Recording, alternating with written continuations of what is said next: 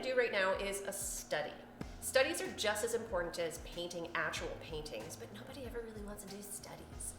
And some of the things behind that is you don't want to waste really nice paint, you don't want to go through and waste a canvas. And so what I like to do for this is cut corners a little tiny bit. So one of my favorite things to use for studies is this Frederick's sorry, Frederick's canvas pad. Oh my God. So there's 10 sheets in this, and essentially what it is it's just sheets of canvas.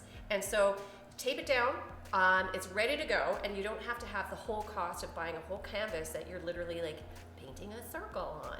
By the way, our study today is we're gonna be painting a circle. So what I have, because I'm here at the home base of Swinton's does all these custom stretching. So we tend to have a lot of scrap canvas kind of kicking around. So I've taken this scrap little bit of canvas that was cut off of somebody's fancy stretched canvas that they did, and I'm just gonna tape that down. But one thing I wanted to show you guys a little bit is this. So this is cotton canvas. This is an unprimed cotton canvas, and this is basically what we paint on. The difference is that when you see that it's white, it has a gesso on it. So it's primed, it's ready to go, you can paint oil or acrylic paint on it, and this is usually the type of canvas that you're gonna see when you purchase canvases in stores. So yeah, if you ever wanted to, you could also get a raw canvas. Raw canvas you would have to prime though, because if you try to paint acrylic directly on here, what happens is it just sucks in all the moisture like you wouldn't believe.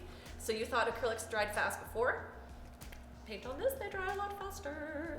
But you know, sometimes you can come up with some cool things. Also, the color of this not being white is something that's kind of fun to play around with too.